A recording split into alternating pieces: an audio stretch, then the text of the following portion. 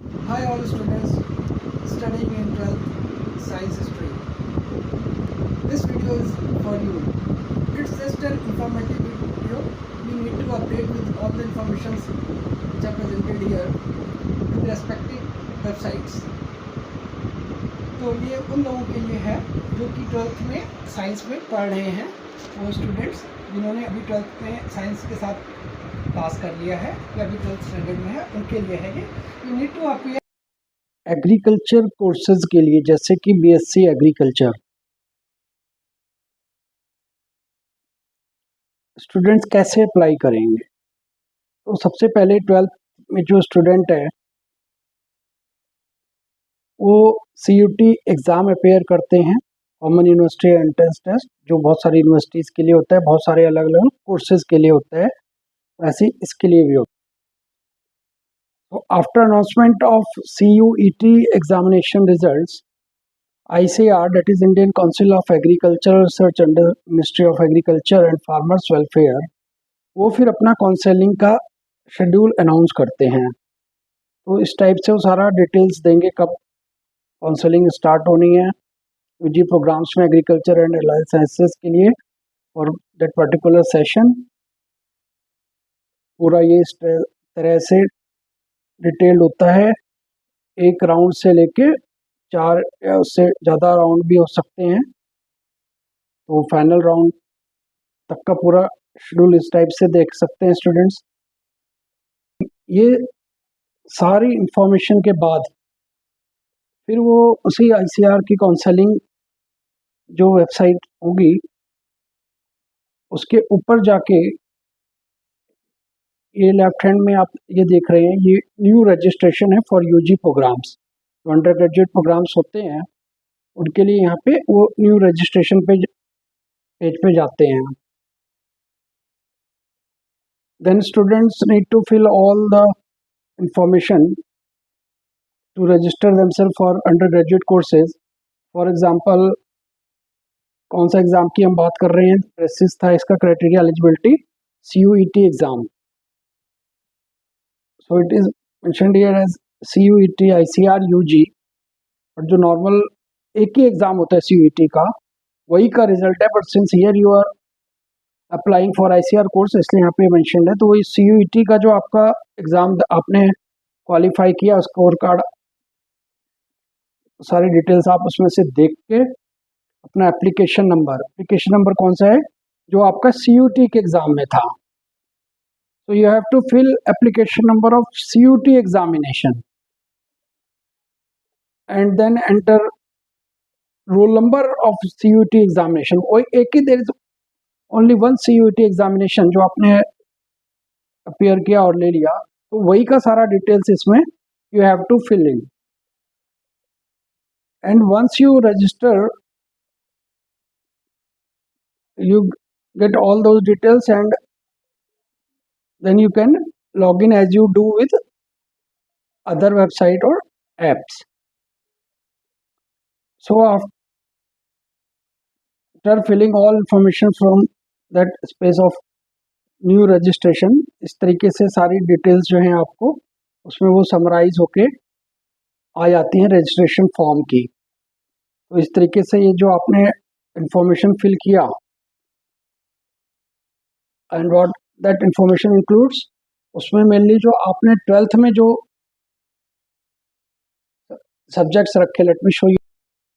So in detail you have to fill this information कि आपका 10th में कितने मार्क्स आए, कब आपने पास करा, 12th कब किया आपने, कौन से बोर्ड से, उस टाइप की सारी चीज़ें. इसके बाद the important things comes about CUET score. ये देखिए, जो कोर सब्जेक्ट आप अपीयर हुए थे रैंक जनरेशन के लिए, उसकी डिटेल्स आपने देनी है CUET की.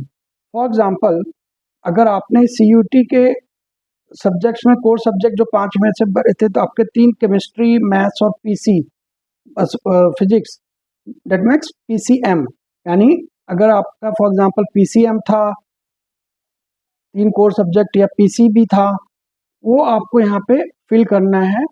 और उसका आपने यहाँ पे स्कोर जो आपको CUET में रैंक आया है ये उसका है ऊपर 11th-12th का। उसके बाद फिर CUET में जो आपने रिजल्ट लाया वो फिल करना है।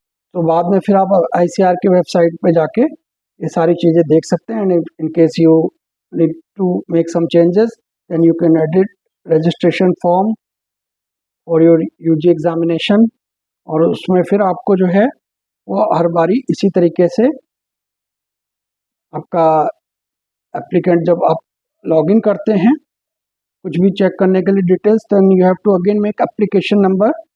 कौन सा मेंशन करेंगे आप इसमें? CUET का जो एग्ज़ाम है आपने अपेयर किया, because you have selected exam criteria है CUET।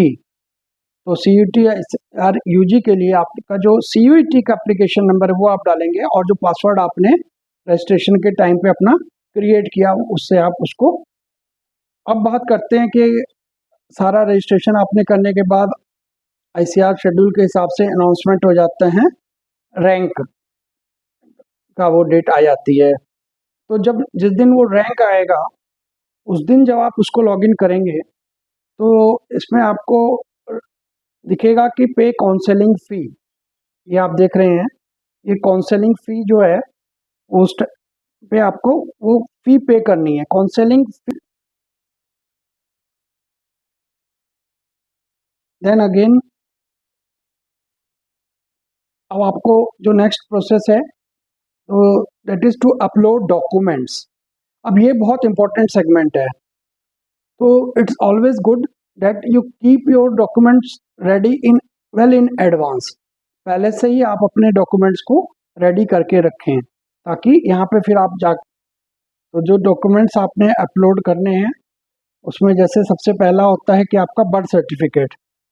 आमतौर पे क्या होता है, बर्थ सर्टिफिकेट जो आपका है वो 10th के सर्टिफिकेट पे मेंशन्ड होता है, and in case it is not there then you need to attach your birth certificate.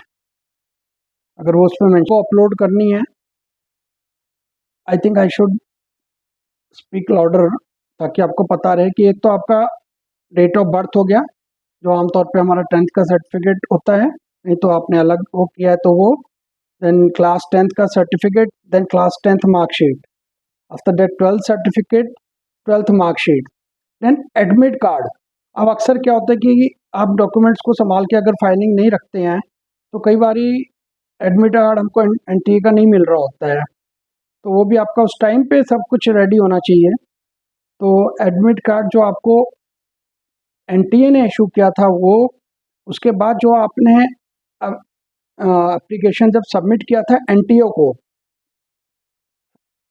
Forward, वो CUET एग्ज़ाम की बात कर रहा हूँ मैं। तो वो CUET एग्ज़ाम के लिए जब आपने ऑनलाइन एप्लीकेशन दिया था तो उस टाइम पे आपको एक कंफर्मेशन पेज आया होगा, तो वो कंफर्मेशन पेज जो है उसको भी आपने यहाँ पे अटैच करना है। और इसके बाद फिर जो है रैंक कार्ड जो अभी आपने देखा, then you have to attach photographs, then Aadhaar card, domicile certificate and character certificate which you have obtained from school, जो स्कूल से आप once you upload all the documents required, और फिर आपके पास ये वाला पोर्शन आ जाएगा दैट इज चॉइस फिलिंग। तो चॉइस फिलिंग में जो है आप अपने हिसाब की चॉइसेस जो हैं, जो whatever you are planning वो यहाँ पे आप फिल करेंगे। और ये choice print out, if you want to take print out of the choices that you have entered, तो वो भी आप कर सकते। So you will get this kind of print out of choice preference detail, ये सारे आ जाएगी। फॉर एग्जांपल BSc और एग्रीकल्चर का इसमें चॉइस फील्ड है। ये सारा करने के बाद लास्ट में जो शेड्यूल है उसमें आप देखेंगे कि कब ये सीट्स अलाउ होनी है, तो उस टाइम पे यू के